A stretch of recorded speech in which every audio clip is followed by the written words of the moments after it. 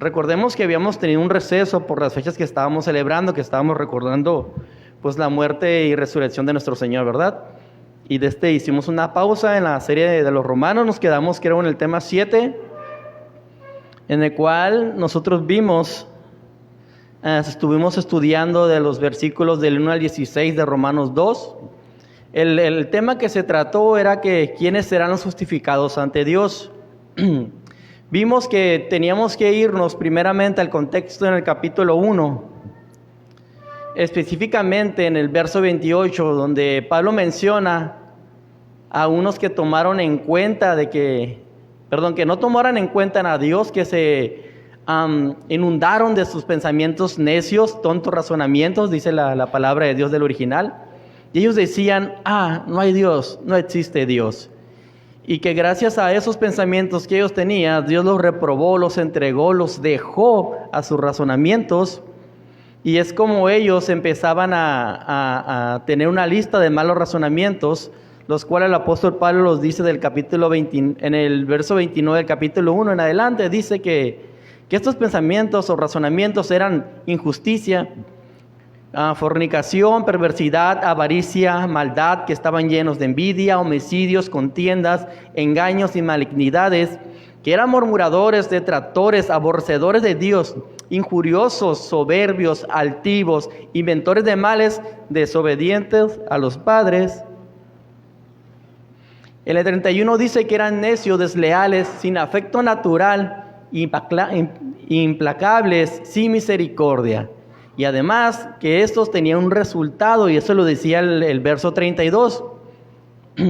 Se mencionaba que los judíos, que eran necios y desleales. Además se menciona en el verso 32 que estos eran dignos de muerte. Estas personas que tenían estos razonamientos. Algunos historiadores bíblicos dicen que cuando el apóstol Pablo estaba mencionando esto y estaba incluyendo a los gentiles, que los judíos estaban diciendo, es cierto lo que Pablo dice, se los está diciendo a ustedes, sí, así son gentiles, son ustedes los paganos, no toman en cuenta a Dios, mas sin embargo, en el verso 1 del capítulo 2, Dios les da una nueva revelación por medio del apóstol Pablo y les dice, por lo cual eres inexcusable, oh hombre, quien quiera que seas, tú que juzgas, pues en lo que juzgas a otro, te condenas a ti mismo, porque tú que juzgas, haces lo mismo, ¡pum! Ahí se les cambió la actitud a los judíos, porque se daban cuenta que también era para ellos.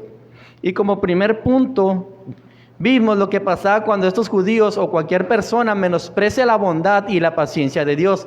Lo vimos en los versos del 2 al 4. Vimos que al menospreciar se vuelven hipócritas, y esto porque se fijaban en la paja de algunos, mas la viga que tenían delante de ellos la ignoraban. Miramos que por menospreciar la bondad y la paciencia de Dios, Dios mismo emite un juicio en contra de tales personas. Y este juicio es real y verdadero, ya que Dios no toma por inocente al culpable, sea quien sea escogido o no escogido, sea judío o no sea judío. Y vimos que si despreciamos la benignidad de Dios, no habría arrepentimiento. Como segundo punto, vimos las consecuencias de un corazón duro y sin arrepentimiento. Una consecuencia era que si atesorabas o acumulabas maldad, la cual dará como resultado un castigo reservado para el día de la ira de Dios. Y que eso pasa cuando no recibimos la palabra en el corazón, eso endurece el corazón. Se nos dijo que la palabra de Dios tiene dos efectos. Una, ablanda el corazón. Dos, o lo endurece. Depende de cómo recibamos la palabra de Dios. Ya cada quien de disponibilidad del corazón de cada persona.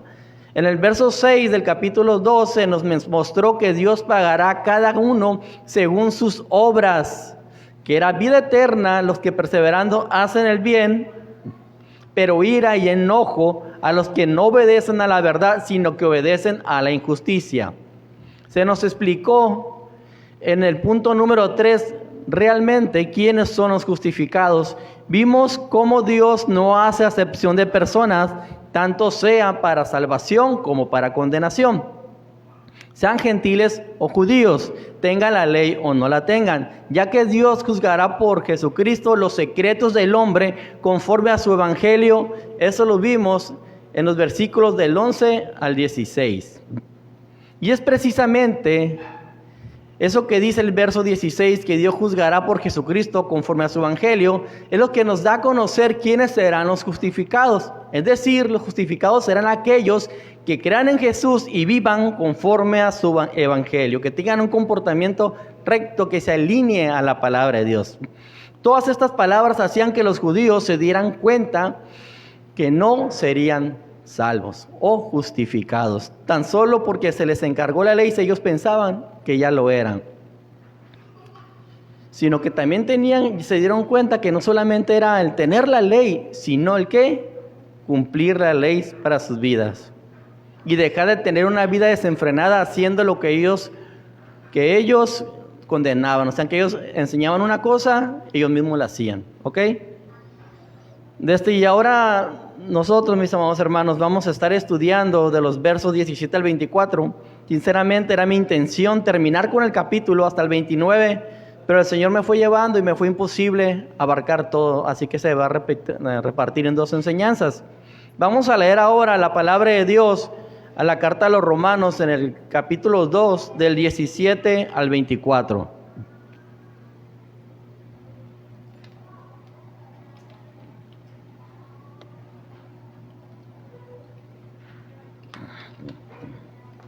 Y dice: he aquí, tú tienes el sobrenombre de judío, y te apoyas en la ley, y te glorías en Dios, y conoces su voluntad.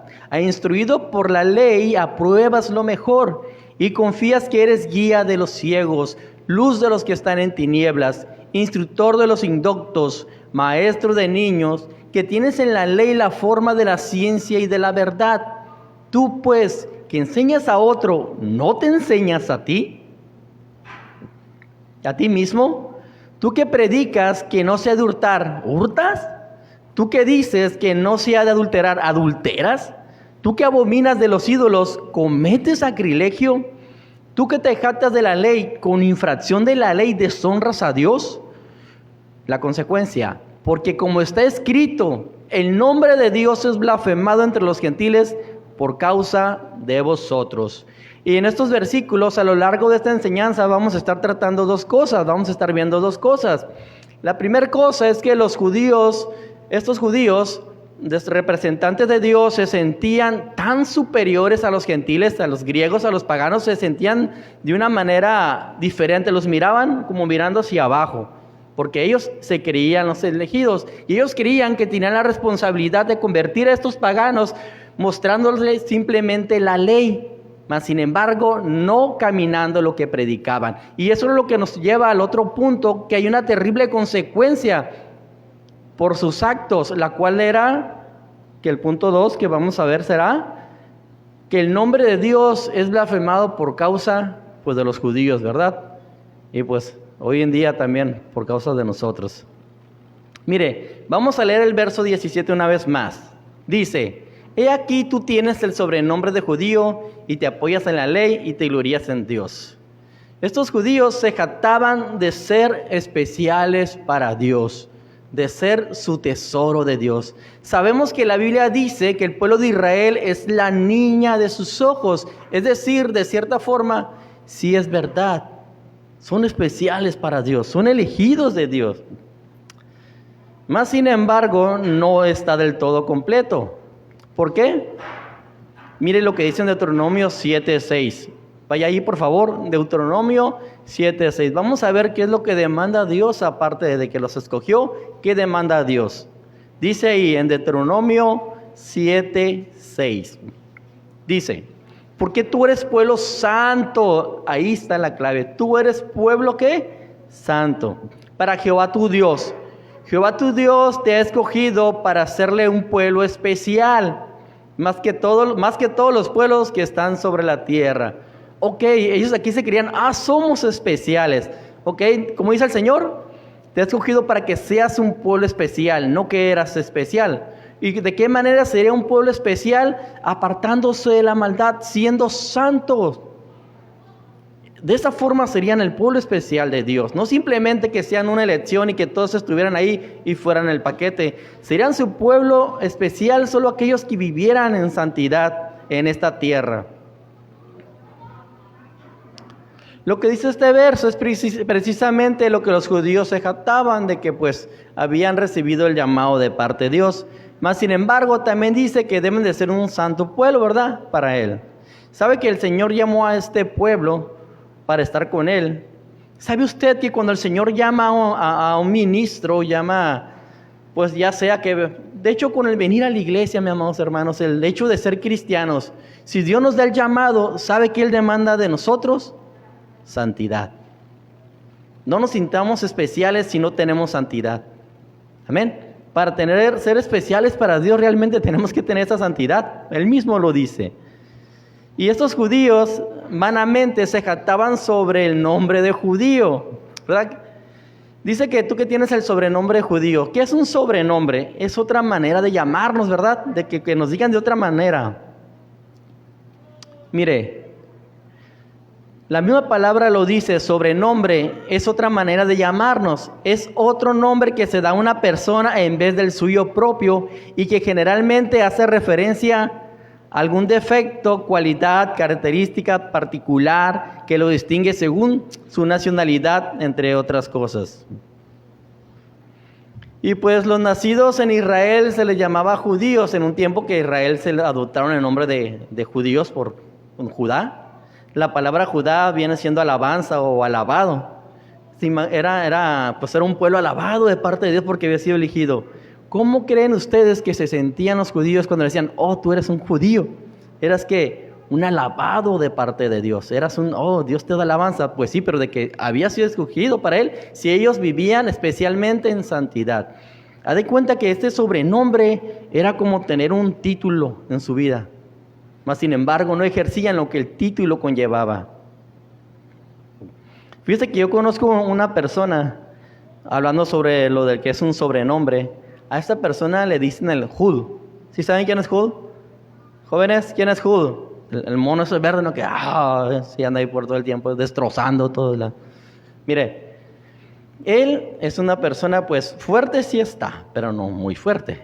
Mas sin embargo, él cuando se transforma, o sea, se pasa unas copitas, es necia su razonamiento y su fuerza es desmedida, al grado de que he visto que empieza a mover carros y los mueve, y eso le dio el apodo de Hulk.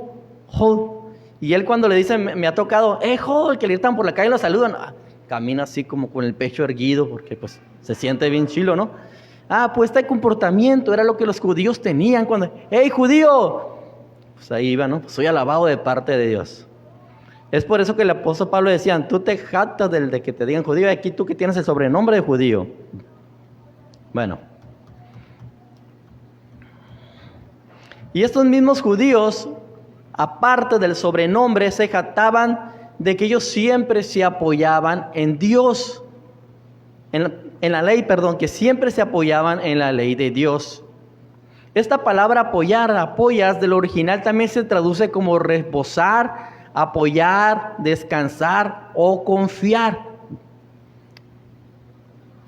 Es decir, los judíos creían que por el simple hecho de tener la ley les era suficiente, porque creían que eso, el tener la ley, era una garantía de ser justificados y escogidos para Dios, que con la ley les bastaba para ellos ya ser justificados, que con la elección de Dios de hacer su pueblo especial y con la ley entregada, pues ya era como algo que afirmaba, ya no, pues ya Dios nos escogió a nosotros, pobres de los paganos.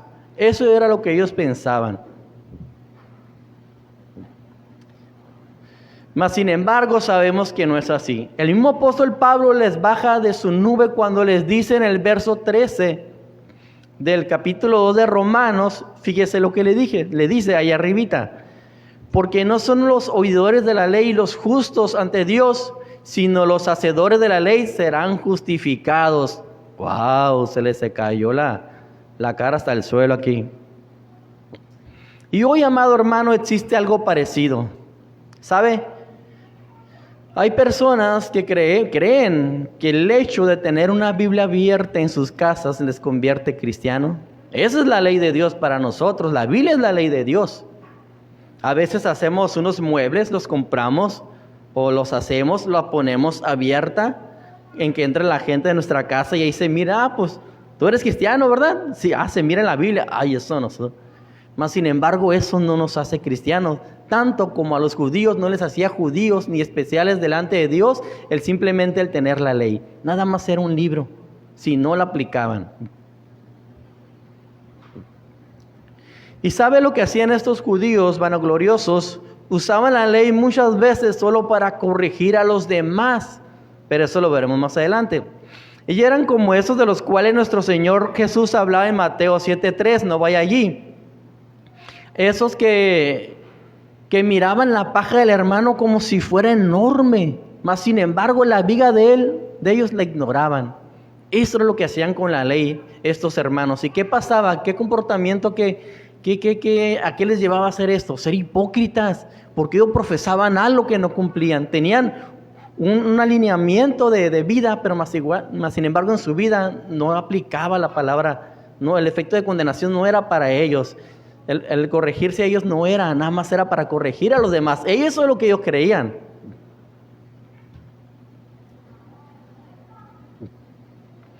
Y todavía estos judíos se jactaban de tener en Dios. Cuando dice el apóstol Pablo, y te glorías en Dios, pues ellos se jactaban de que Dios estaba con ellos y que no importaba qué cosa mal hicieran, que ya lo hicieron. ¿Por qué? Pues ya estaban ahí, ¿verdad? Se gloriaban en Dios, dice el apóstol Pablo, pero lo que hacían también estos judíos era vanagloriarse de tener una relación especial con Dios. Eso sí, hacían cosas perversas, pecaban, hacían cuanto quisieran. Pero tenemos a Dios. Dios nos escogió. Y precisamente ese razonamiento no era no era nuevo, ni en esos tiempos y ahorita tampoco, sino que más atrás ya lo pensaba el pueblo de Israel así. Mire, vayamos a Miqueas 3:11 para ver cómo pensaban estos judíos, que les bastaba simplemente el que el pueblo, la gente los conociera como un pueblo de Dios. Miqueas 3:11.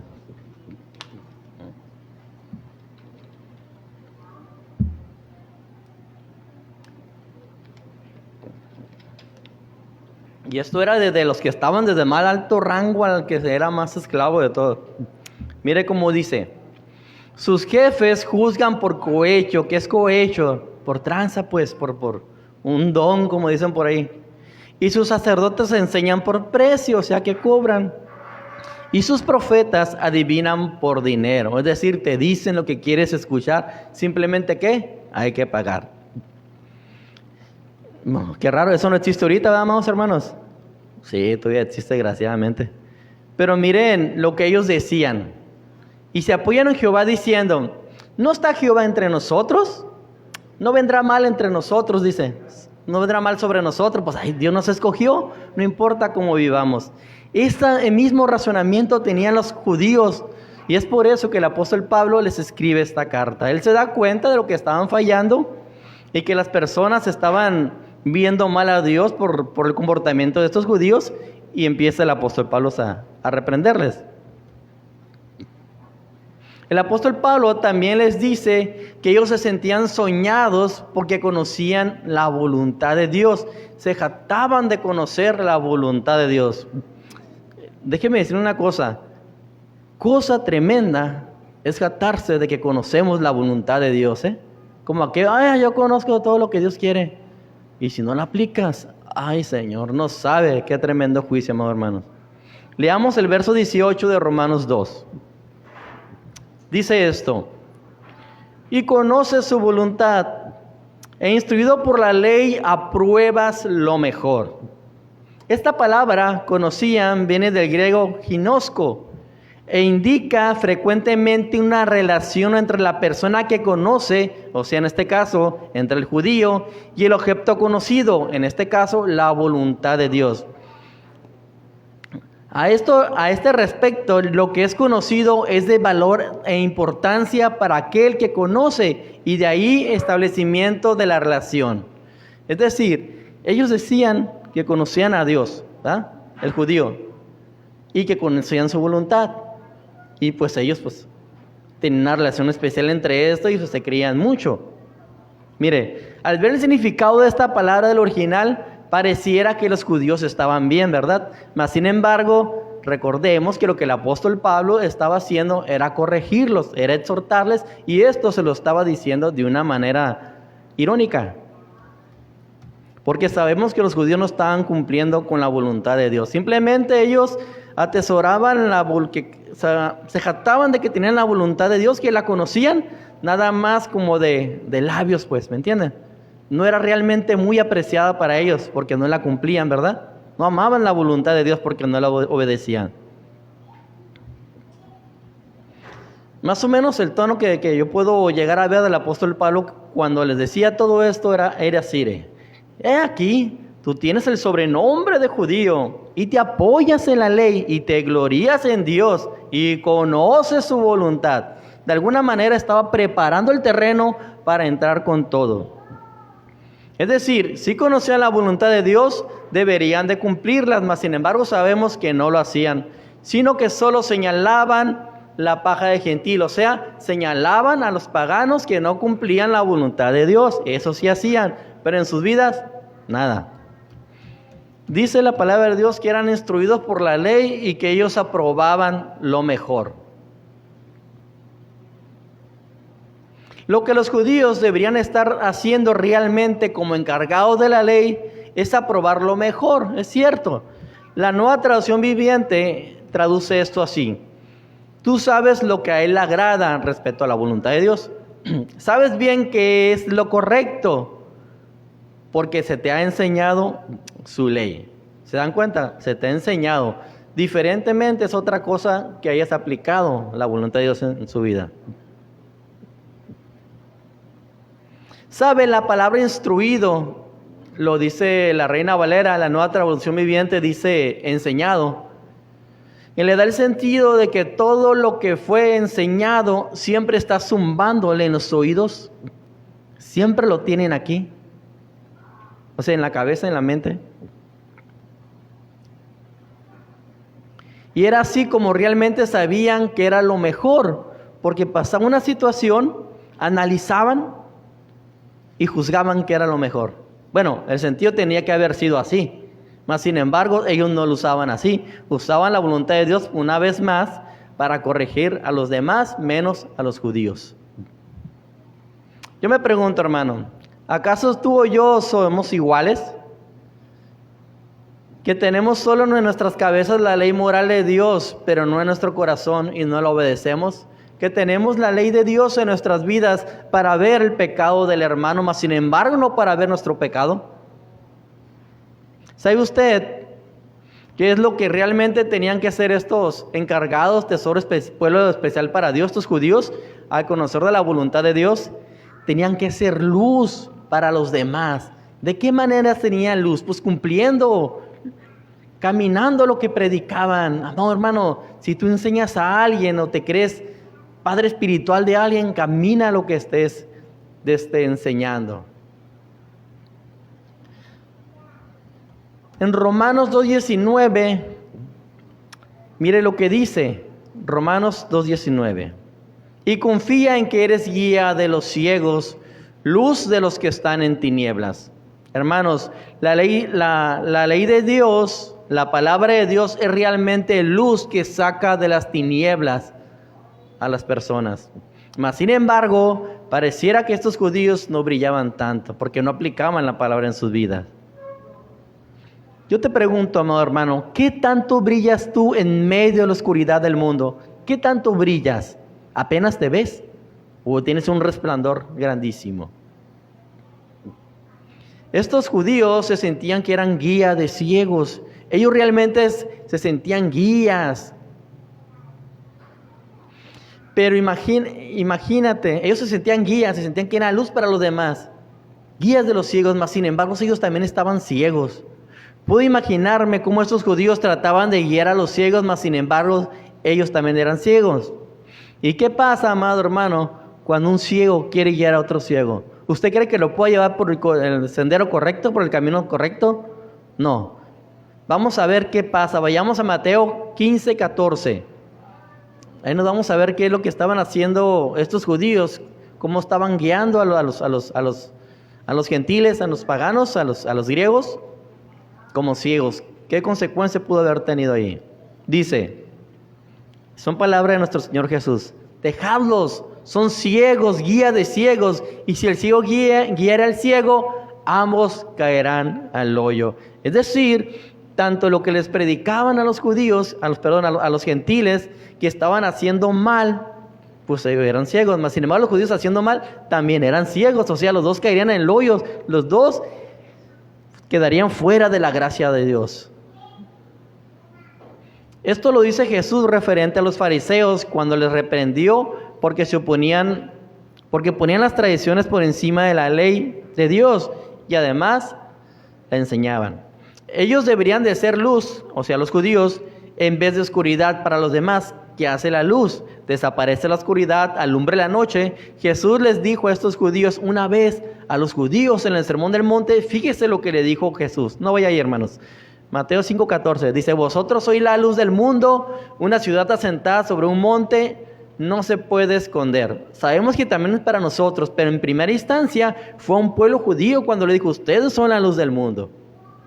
Y Jesús dice: yo soy la luz del mundo. O sea, todos somos la luz del mundo. ¿Y qué tenemos que hacer? Es brillar. ¿Y cómo brillamos? Pues caminando lo que predicamos. Si los judíos conocían la voluntad de Dios, la tenían que caminar. Dice el apóstol Pablo que ellos tenían a la ley como ciencia y verdad. Vayamos al verso 20 del capítulo 2 de Romanos. Dice esto: instructor de los indoctos, maestro de niños, que tienes en la ley la forma de la ciencia y la verdad.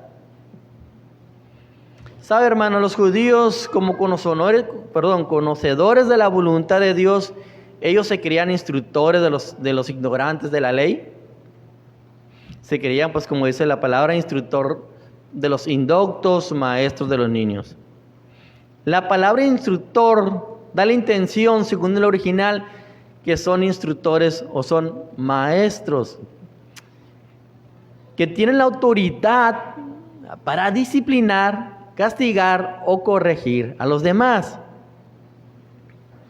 Y esto era lo que estos judíos se la llevaban haciendo, ¿verdad?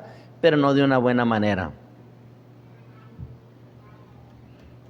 ¿Sabe? He conocido hoy en la actualidad personas así, que se creen maestros, que instruyen a los demás, que se tratan de disciplinar siempre, de que pareciera que no podemos hacer nada más mal porque una cosita, movemos un pie y que ya está ahí diciéndonos.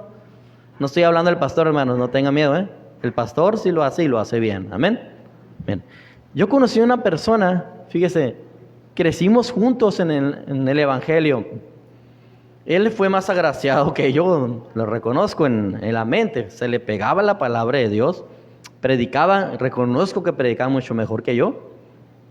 Mas sin embargo, solamente la tenía aquí y no la tenía aquí. Y hacía función simplemente cuando visualmente miraba el pecado del otro, pero no funcionaba cuando él pecaba. Yo recuerdo que llegó a corregir a hermanos sobre adulterio, sobre dejar de congregarse, entre otras muchas cosas. ¿Sabe qué pasa cuando una persona hace eso? Le voy a decir qué le pasó a esta persona. De todo lo que yo lo vi corregir, de todo pecó, y el doble del mal. Cuando nosotros decimos tener la voluntad de Dios y en ella ver lo que está bien, lo que está mal, que tenemos nuestra ciencia y no la aplicamos, corremos el riesgo de caer en todo lo que nosotros estemos enseñando a los demás. Corremos ese riesgo si nos creemos muy intelectuales y muy maestros y enseñamos a los demás y no lo aplicamos para nuestras vidas, el Señor nos va a hacer pedazos. Nos va a hacer pedazos, amados hermanos. Fíjese que la palabra indocto, de que dice el apóstol Pablo, que son instructores de indocto, le da el sentido de que es una persona sin inteligencia, sin razonamiento, sin sentido común o sin ciencia. Es decir, pues me puedo imaginar yo cuando empecé, pues muy burrito, pues ¿me entienden? Y aparte necio, pues de que no quiere aceptar. Se crean instructores de esas personas. Y al decir que también eran maestros de niños, se refiere que eran maestros de todo aquel nuevo creyente que iba llegando. Llegaban y pues se les ponían enfrente, mira que tienes que hacer esto y esto, no, yo soy maestro, yo soy judío, yo te puedo encaminar, yo te puedo ayudar. Y empezaban ahí. Y lo miraban que ese niño, ese recién convertido, pecaba, iban con toda la dureza de la ley a corregirlos. Mas sin embargo, imagínense a este niño, a este recién convertido, que lo están reprendiendo por masticar chicle.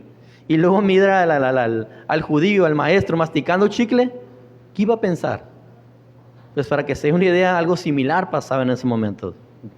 Los judíos se sentían con la autoridad para hacerlo, porque, para reprender, se sentían la autoridad para hacerlo, porque tenían la ley de la forma de la ciencia de la verdad.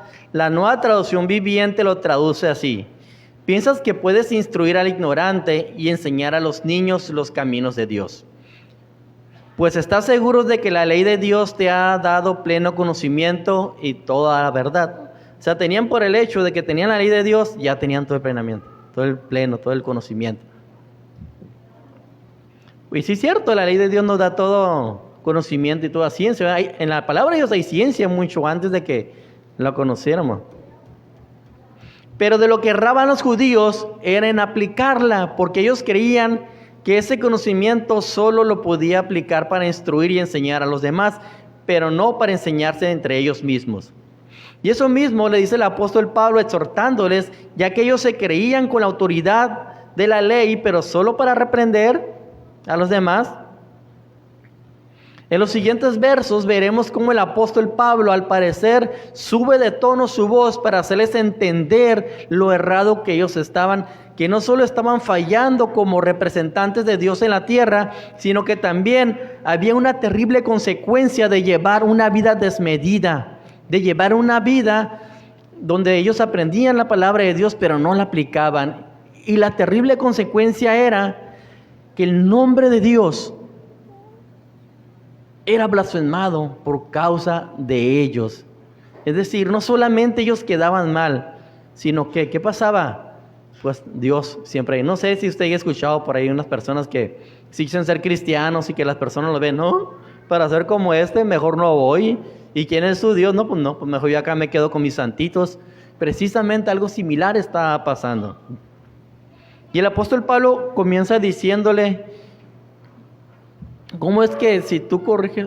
Y comienza diciendo, ¿cómo es que si tú corriges y enseñas a los demás, cómo no te corriges o no se corrigen entre ustedes mismos, judíos?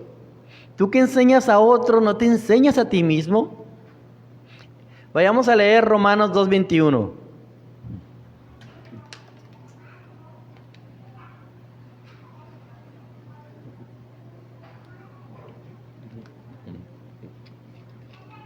Dice, tú pues que enseñas a otro, ¿no te enseñas a ti mismo? Tú que predicas que no sé hurtar, ¿hurtas?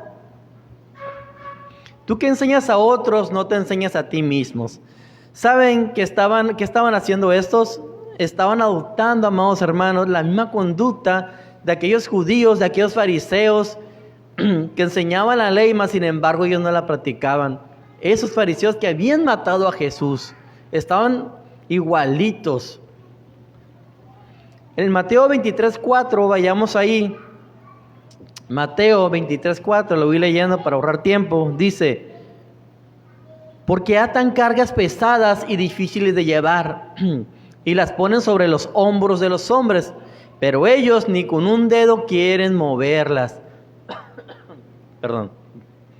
Estos fariseos eran extremistas en enseñar de la ley. Tal extremo que quienes lo veían por fuera dijeran, wow, si me están enseñando así es porque así han de aplicar en su vida. Los miraban que flotaban, se vestían de blanco, algunos dicen que caminaban y parecía que iban volando, ¿verdad? Porque tenían la ley y porque le enseñaban y con un tremendo celo. Mas sin embargo, ¿qué pasaba en su corazón? ¿Qué pasaba en sus vidas? No la aplicaban. Eran unos perfectos hipócritas merecedores del infierno. Y precisamente los judíos en Roma estaban adoptando esa misma actitud. Pero para su buena suerte y por amor de Dios, Pablo se dio cuenta de ello. Y a continuación les dice: ¿tú qué predicas que no sea de hurtar? ¿Hurtas? Hermanos, ¿qué esperan ustedes de los que nos subimos aquí a compartir la palabra de Dios cuando nos ven allá afuera? Pues como mínimo que cumplamos lo que decimos, ¿verdad? Nuestras propias palabras nos atan una soga al cuello para cuando si salimos y no las cumplimos, órale. Todos esperamos que el que se sube aquí enfrente viva lo que nos está enseñando, ¿cierto o falso? Levanta la mano. Es lo que espero que debería de ser. Y estos judíos estaban enseñando que no deberían de robar. Pero ¿sabe que en la historia dice que era muy común que se robaran entre ellos mismos, los judíos? Eran ladrones.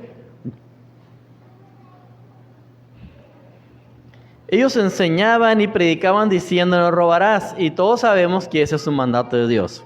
Mas sin embargo, lo más seguro es que ellos decían: no robarás, no hurtarás, pero ellos lo hacían, ya lo comenté. Una palabra clave aquí es cuando dicen que ellos ¿qué? Predicaban. Es una palabra clave. Y la palabra predicar, mi amado hermano, del original viene de una palabra griega, la cual es keruso, con K y con doble S. Y le da el significado que es predicar, proclamar o ser un heraldo. Todos sabemos que es predicar, sabemos que es proclamar, y ser un heraldo es como ser un mensajero, como ser una voz de alguien. Y en este caso eran un heraldo ¿de quién? De Dios, ¿verdad? Los judíos eran un heraldo de Dios. Y ellos como heraldo estaban enseñando: no deben de robar. No, sin embargo, ese heraldo robaba. Qué contradicción, ¿verdad? Me viene a mi mente y cuántas iglesias donde los pastores se suben y dicen: no robarán. Mas sin embargo, muchos, ¿verdad? Deben unos $100 y ahorita oro por tu salvación. Y eso pasa en iglesia toda la mano, hermano. Por eso debemos estar llenos de la palabra de Dios para que no nos engañen. Pero veamos qué más predicaban estos. Ellos decían aborrecer a los ídolos y todo lo que conllevaba eso. Vamos a leer el verso 22 del capítulo 2. Dice: ¿tú qué dices que no sea ¿tú qué dices que no sea adulteras? ¿Tú que abominas de los ídolos, cometes sacrilegio? Miren, estos judíos decían aborrecer a los ídolos, mas sin embargo, pues ya ven lo que estos hacían, ¿verdad?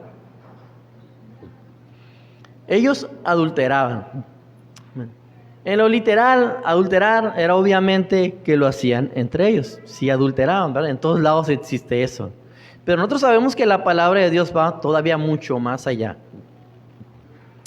Mire, para darle el sentido y ver lo que realmente era adulterar, aparte de lo que es en lo literal, en que engañamos a nuestro cónyuge, mire lo que el apóstol Santiago decía en la carta de Santiago 4:4.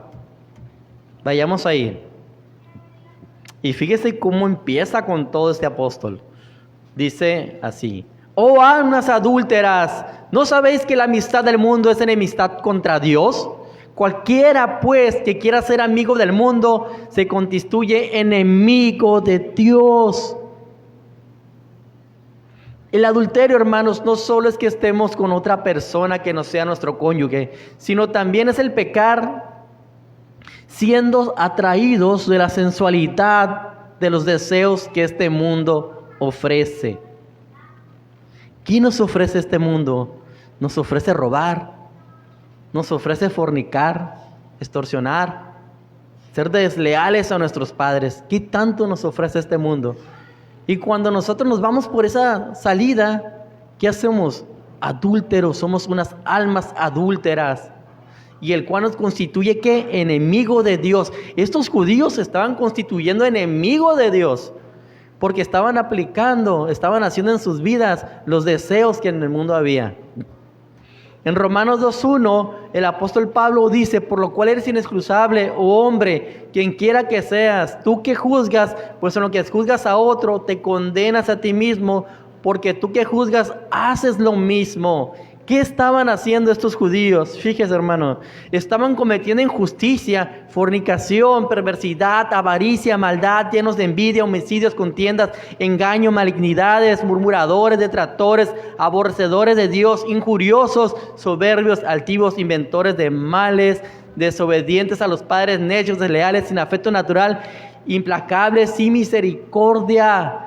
Eso estaban aplicando estos judíos en su vida y se estaban constituyendo ¿qué? Enemigos de Dios. ¿Por qué? Porque se estaban dejando llevar por los deseos de este mundo, siendo almas adúlteras. Pero eso sí, ellos predicaban: no adulterarás, solo hay un Dios.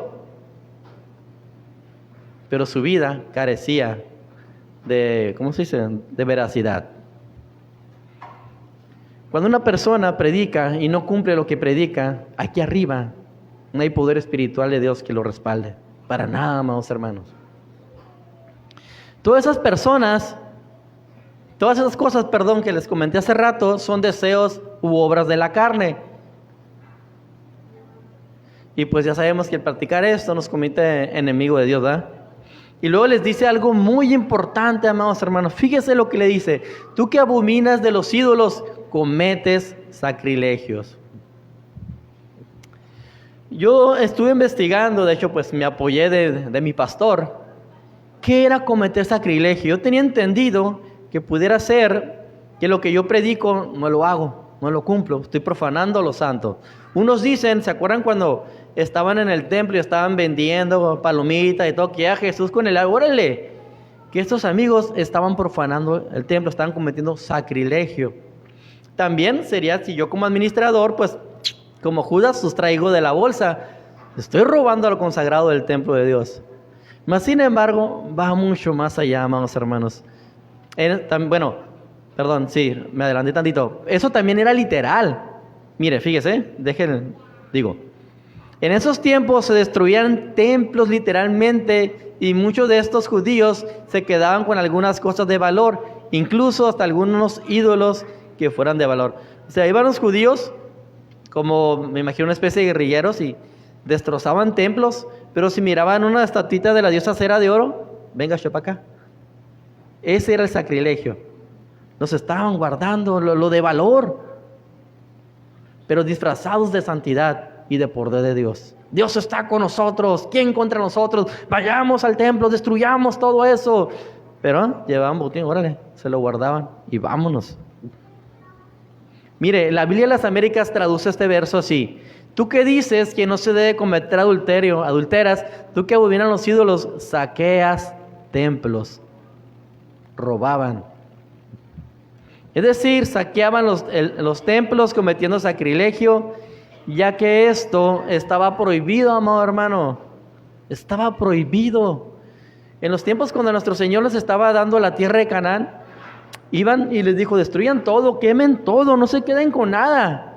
Y allá iban y quemaban todo y no se tenían que quedar con nada. Fíjese que lo que dice en Deuteronomio 7:25, veamos allá. Deuteronomio 7:25.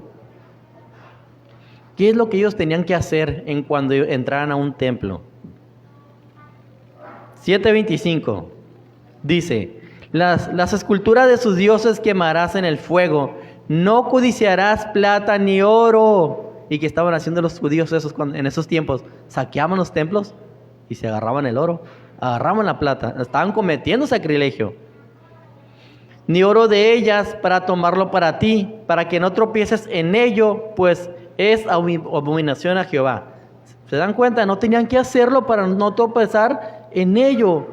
Podría ser que se agarraran ese monito, él lo tenían guardado y de repente le empezaron a orar. O simplemente pues su ídolo era la avaricia, por tener más dinero lo hacían.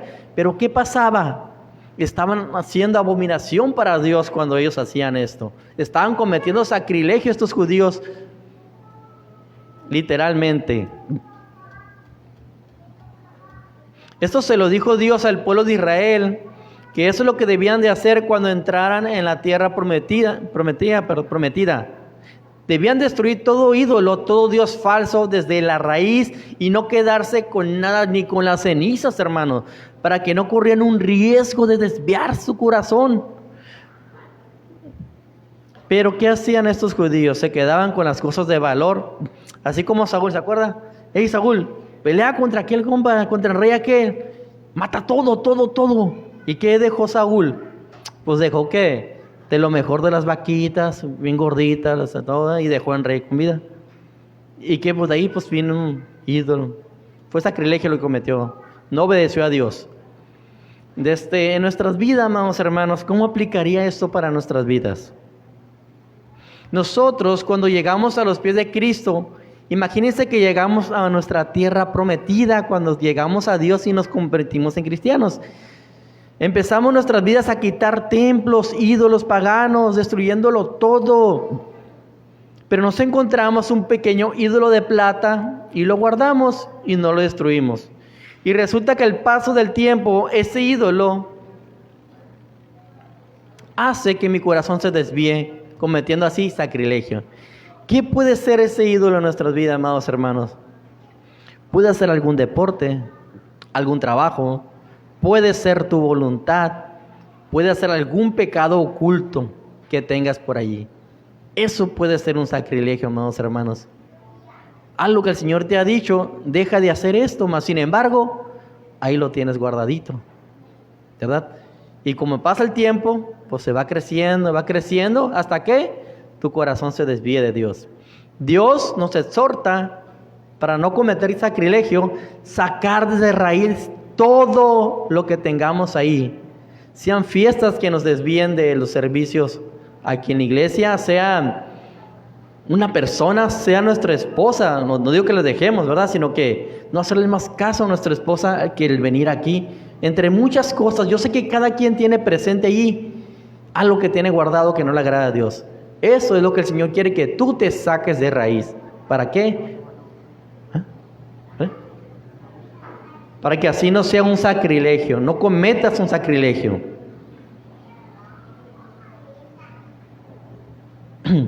También puede ser una conducta pues muy orgullosa. Puede ser el que nos creamos maestros enseñando la Biblia, pero no la cumplimos. Eso es cometer sacrilegio. Quitemos todo ídolo de nuestro templo y que sea un templo puro, lleno del Espíritu Santo, para que así nuestro corazón no se desvíe. Mire, además, estos judíos de cometer sacrilegio también deshonraban a Dios. Dice el verso 23 del capítulo 2. Tú que te jactas de la ley, con infracción de la ley, ¿deshonras a Dios? Es una pregunta que el apóstol Pablo les hace para mostrar su error, su tremendo error y lo ilógico que sonaba que ellos se dijeran maestros y no honraran lo que predicaban, no honraban a Dios.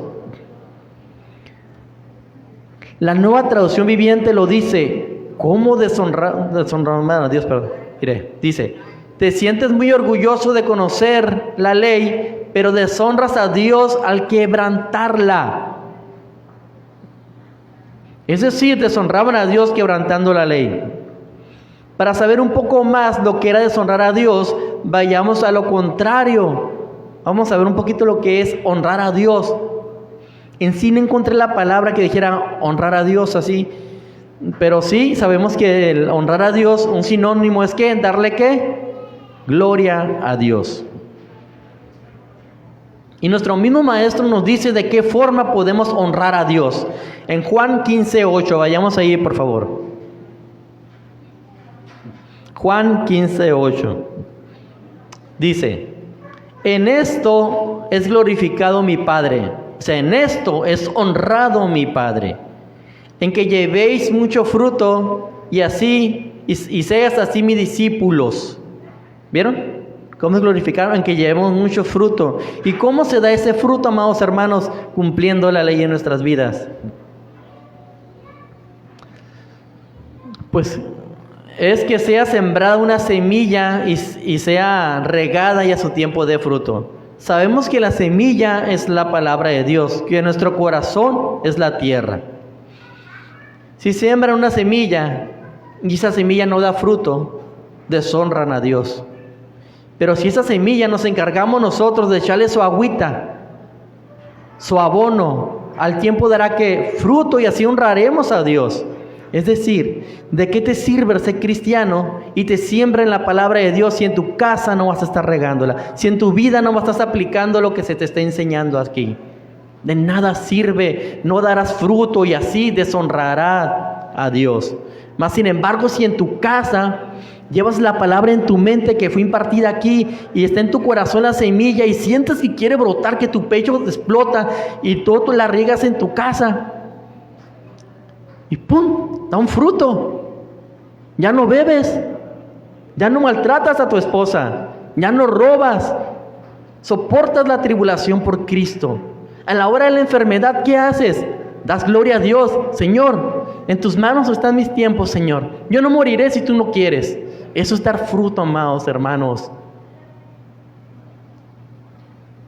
La palabra de Dios tiene que germinar en nuestras vidas y dar fruto. Y así daremos la gloria a Dios. Ok, lo dije esto para entender qué era lo que estos judíos no hacían. Deshonraban a Dios, pues no procurando que esa semilla diera fruto. Y ese mal comportamiento de estos judíos, pasaba algo en las personas de fuera que miraban. Pasaba algo en sus corazones. Se volvían en contra de Dios, no solamente en contra de ellos. De tal forma que mira lo que el apóstol Pablo dice en el verso 24. Vayamos allí. Dice: porque como está escrito, el nombre de Dios es blasfemado entre los gentiles por causa de vosotros. ¡Wow! Terrible consecuencia. El justo pagando por los injustos, como siempre. Dios se llevó todo lo malo. Qué terrible consecuencia este comportamiento de los judíos. Mire, déjeme ilustrar lo que pasaba en esto. Yo tengo un trabajo, yo pues trabajo en la madera, ya lo usamos muchas veces de como ilustración, pero déjeme decirlo. Supongamos que yo trabajo en una carpintería llamada Pepe el Toro, ¿verdad? Y contratan a esta carpintería para que yo vaya e instale una puerta. Yo voy y por mis prisas y quererme salir temprano, irme a mi casita a pasarme la like, hago un desastre de trabajo. Dejo chueca la puerta, no cierra la chapa y me voy. Terminé. Soy carpintero, porque trabajo en la carpintería Pepe el Toro. Soy carpintero. Mas sin embargo, cuando la gente que me contrató, o el gentil que me contrató, se da cuenta del desastre que hice, esta carpintería no sirve de nada, no la vuelvo a contratar. ¿Para qué quiero esta carpintería? Eso era lo que pasaba. El pueblo judío era el especial pueblo conocido, escogido de Dios. Pero su comportamiento, su trabajo, que era proclamar la palabra de Dios y aplicarla en su vida y caminarla, no lo estaban haciendo. Y los gentiles decían: hombre, ¿para qué quiero ser cristiano? ¿Para qué quiero seguir a Dios si voy a estar como este hipócrita? Eso estaba pasando.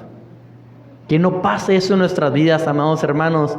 Hagamos nuestro trabajo de carpintería, nuestras vidas, nuestro trabajo de amor a Dios, de instruir a los demás y caminar lo que decimos bien para que sea honrado nuestro Dios.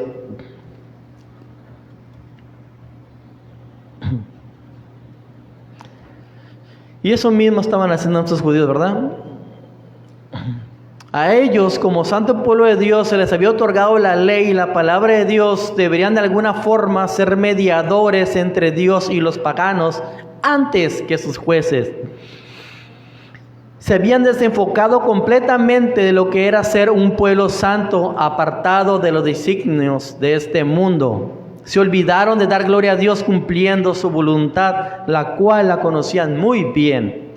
Estos judíos se jactaban de la ley, se jactaban de conocer la voluntad del Padre, mas sin embargo se olvidaron de cumplirla. No te olvides, hermano, de cumplir la palabra de Dios en tu vida, para que el nombre de Dios no sea blasfemado. Ellos creían que porque les fue confiada la ley, creían que por ser circuncidados y conocer a Dios les era suficiente para ser salvados y justificados. Y es por eso que vivían relajadamente, ya que pensaban que por el hecho de que Dios llegó y los eligió entre las demás naciones, ya les garantizaba la vida eterna al lado de Dios. ¿Qué pasaría si en vez de hablar de estos judíos, habláramos de nosotros? Que porque ya venimos a una iglesia, ya tenemos ganado el cielo. ¡Wow! ¡Qué sorpresa sería cuando tocáramos la puerta ya a San Pedro, ¿no? Saliera Jesús. Quítate, ¿nunca te conocí? No, yo nunca vi un fruto en tu vida. Mira, mis hermanos, esos frutos se deben de dar en el trabajo, en nuestras casas, en el gimnasio. No lo digo por una persona específica, porque gracias a Dios ya no nomás hay una persona que va al gimnasio, hay más, ¿verdad? En el gimnasio, amados hermanos, pueden blasfemar mucho en nombre de Dios, mucho. Aguas, porque los ojos del mundo están sobre los hijos de Dios. Mejor ni digamos, en cualquier parte, no solo en el gimnasio, mejor no digamos que somos cristianos, amados hermanos, para que el nombre de Dios no sea blasfemado. Mejor que tu comportamiento te diga, esta persona ama a Dios. Mejor que así sea, amado hermano.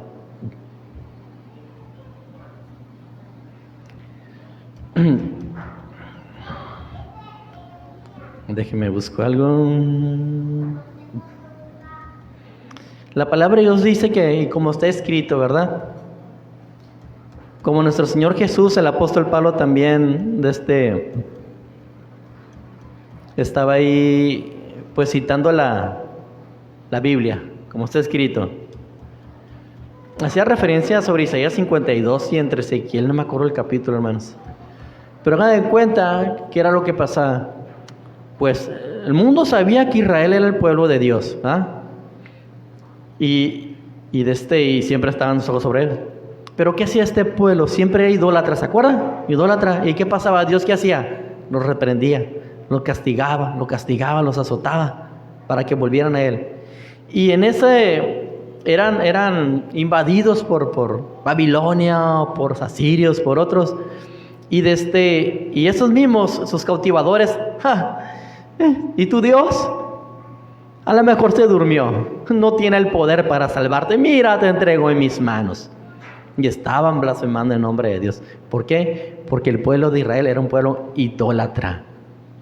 Si tú eres un idólatra, en nombre de Dios es blasfemado entre los gentiles.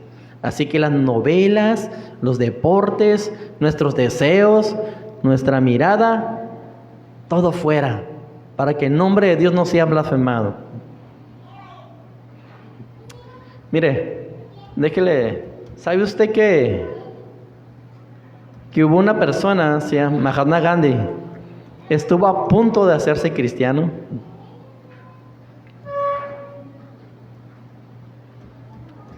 Déjale busco. Él había considerado seriamente en convertirse en cristiano antes de ser lo que él era. Dejarle el hinduismo por un lado. Menciona que en sus días de estudiante te impresionó mucho al leer los evangelios y que pensó seriamente en bautizarse y ser miembro de alguna iglesia. Pensaba que en el cristianismo estaba la solución de los prejuicios raciales y las diferencias de casta que afectaban a la India y África del Sur. Y cuenta que un domingo por la mañana fue a una iglesia, tocó sus puertas. Tenía un propósito de hablar con el encargado, con el pastor, al terminar el culto, para él convertirse en cristiano. Cuando entró en el templo, la comisión de recepción, servidores, los que estamos en la puerta, se negó a proporcionarle un asiento y le sugirieron que mejor se fuera a una iglesia de color. Fíjense, ¿qué estaban haciendo estos? Etiquetando a la gente. Lo que Mahatma Gandhi estaba tratando de terminar, no encontró una iglesia de Cristo, no por Cristo, por los seguidores. ¿Qué hizo? ¿Blasfemó en nombre de Dios? No, mejor me quedo como estoy. Eso pasó. Una vez, amados hermanos, déjenle comentar esta anécdota de mi vida. Yo duré un tiempo, como 2-3 años, yendo a un centro de rehabilitación a llevar la palabra. No yo, sino el Señor. Yo solamente soy basura. Estábamos ahí estaba muy joven en el cristianismo. Junté un grupito como de 6 hermanos, siete. Traía un gozo en mi corazón porque decidieron acompañarme a la iglesia. No estuvieron en el culto y en la primera junta me dijeron: no queremos que los traigas. Sigue con tu ministerio, pero no es reconocido por la iglesia. Pácatelas, hermanos. Qué testimonio tan feo. Mi corazón se despedazó. Gracias a Dios seguimos adelante y no me quedé allí. Hay muchos cristianos así hoy en día. Yo conozco un hermano también, de que le comento otro. Este hermano, yo todavía no era cristiano, trabajamos en una obra. Él era un detallista, arreglaba los hoyitos. Me decía: José, el Señor te mandó para que me comprates la coca. ¿Y qué le decía yo? Pues la completaba la coca, ¿no? Pues me la mandó el Señor. Bueno, me cuenta mi esposa, porque le tocó trabajar ahí, entonces, que le hablaba de Dios, que le compartía de Dios. Pero ¿saben qué encontraron a este hombre haciendo? ¿Quién conoce que hacen redemits? Unas cajitas de una mezcla para tapar hoyos. Las aventaba por la barda perimetral, para después de salir, bendiciones se las llevaba. Robaba, hermano, y lo torcieron. ¿Qué crees que las personas dijeron de Dios? Blasfemaron su nombre. Mira, hermano, por último, déjeme decirle en qué concepto tenían las personas a los judíos. Déjele mostrar unos escritos. Mire, Juvenal dijo, hablando de los judíos: no veneran más que las nubes y la deidad del cielo, pero la verdad era que lo que más hacían que los judíos no les gustaran a los gentiles era no tanto su culto sin imágenes como su frío desprecio hacia los demás religiones. Desprecio. Nadie que no sintiera hacia los demás más que desprecio puede ser misionero. Esta actitud era una de las cosas en que estaba pensando Pablo cuando le decía que los judíos desacreditaban el nombre de Dios. Se les acusaba de odio a sus semejantes y de tal insociabilidad, de eso se les acusaba. Tácito decía que los judíos manifestaban una honradez a toda prueba y una compasión inaplazable entre ellos, pero hacia los demás no muestran más que odio y antagonismo.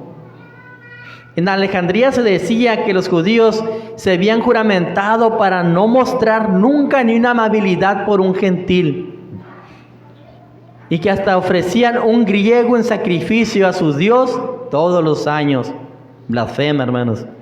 Tácito decía que lo primero que le señalaban a los gentiles que se convertían al judaísmo era despreciar a los dioses paganos, repudiar su nacionalidad y denigrar a sus padres.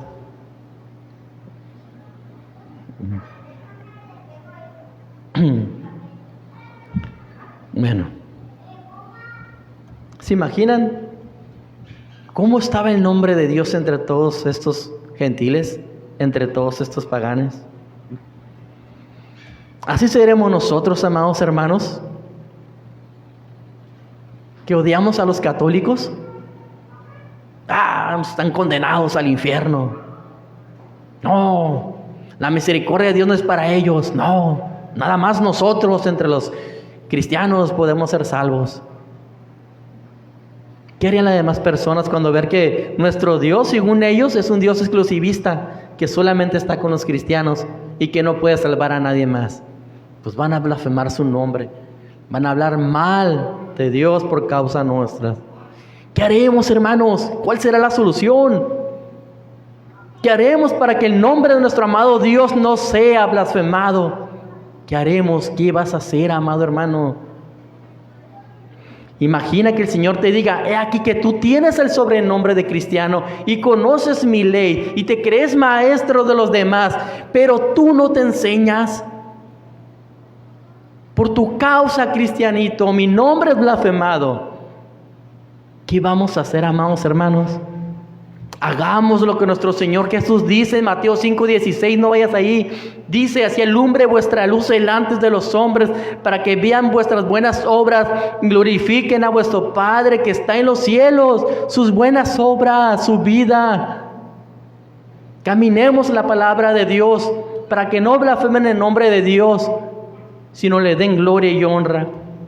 Hermanos, si nosotros nos decimos llamarnos cristianos, debemos de vivir como aquel que nos dio este nombre. Si decimos que nuestro régimen de vida es la palabra de Dios y que gracias a ella conocemos su voluntad y que por ella nosotros instruimos a los que no conocen a Dios.